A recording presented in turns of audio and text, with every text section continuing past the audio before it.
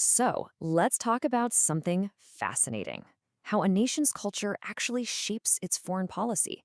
Because, if you only look at things like military power or economic interest, a lot of what countries do on the world stage, it just doesn't add up. I mean, we're all taught to think of countries as these super rational chess players, always making the move that gives them the most power or the most profit. But history is just filled with these total head scratchers, actions that seem to fly in the face of all that logic. So, what's the missing piece of the puzzle here? Well, the answer lies in this powerful and frankly often overlooked force: culture. And listen, when I say culture, I'm not talking about art museums or food festivals. Think of culture as a country's operating system. It's the deep seated code of beliefs and values that defines the boundaries of what that nation considers rational, what it considers moral, and what it even considers possible.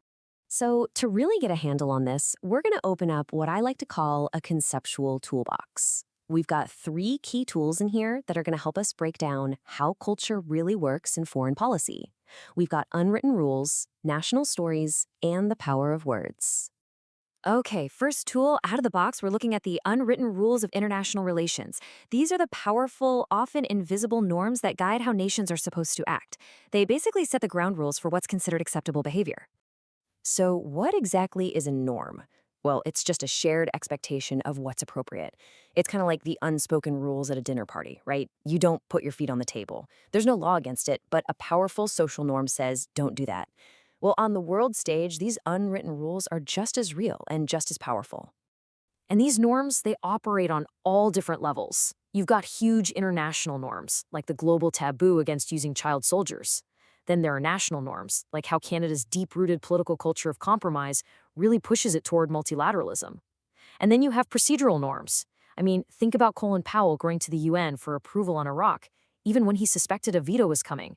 The pressure to just follow the process can be immense. Now, this all leads to a really interesting debate. Why do countries even follow these rules? On one hand, you've got the rationalists. They say it's all about cold, hard calculation. States follow the rules to protect their reputation, to avoid being shunned by the international community. But then you have the constructivists, and they have a totally different take.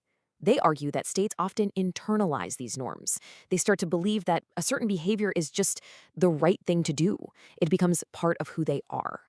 And that whole idea of internalizing what's right is the perfect lead in to our second tool: national stories. This is where we dive into the incredibly powerful role of identity. A nation's identity isn't something that's just there. It's not set in stone. It's a story that a country tells about itself.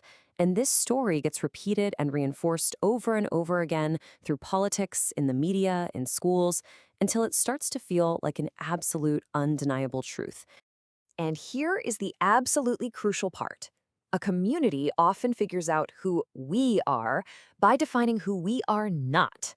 The creation of this other is an incredibly powerful force in shaping a nation's story, and, you guessed it, its actions on the world stage. And you can see this play out so clearly in history. Just look at post-war Germany. It defined its new self directly against its own Nazi past, which led to a foreign policy that was deeply skeptical of military force. Or narrows India, which defined itself against its former colonial master, Britain, which gave rise to the whole non-aligned movement. And of course, after 9/11, the US defined itself against the enemies of freedom, which completely reinterpreted its role in the world and led directly to the War on Terror. Okay, this brings us to our third and final tool. And honestly, this one is a game changer. It's about how the very language we use isn't just for describing things, it's a political force all on its own. We're talking about analyzing discourse. See, discourse isn't just talk. It's the entire framework of language and logic that shapes how we even see the world. It sets the terms of the debate. It defines what we see as a problem and what we consider a valid solution.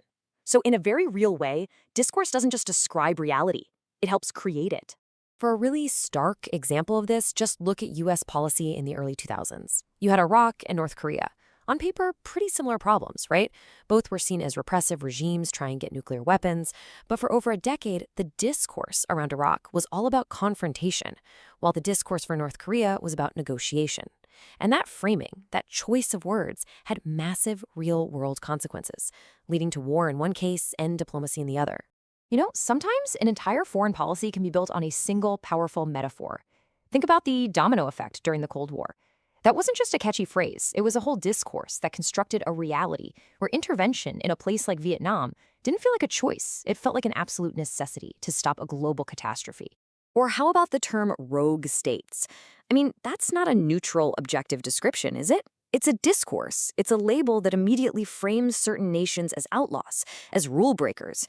And once you've successfully labeled a country an outlaw, well, actions like sanctions or even military force become a whole lot easier to justify. So, we've looked at the unwritten rules of norms, the national stories of identity, and the reality shaping power of discourse. And when you start putting these tools together, you get a much richer, much more nuanced way of looking at why countries do the things they do. So here it is, your new analytical toolbox. The next time you're watching the news and you see a nation make a big move on the world stage, try running it through this framework. Ask yourself, what are the unwritten rules at play? Who does this nation think it is? And how is the problem being framed? I guarantee you'll start to see hidden layers you never noticed before. Because at the end of the day, foreign policy isn't just about strategy, it's also a performance. It's about a nation acting out a role on the world stage. So the next time you see a country act, don't just ask what it's doing. Ask yourself, what story is it telling the world? And maybe more importantly, what story is it telling itself?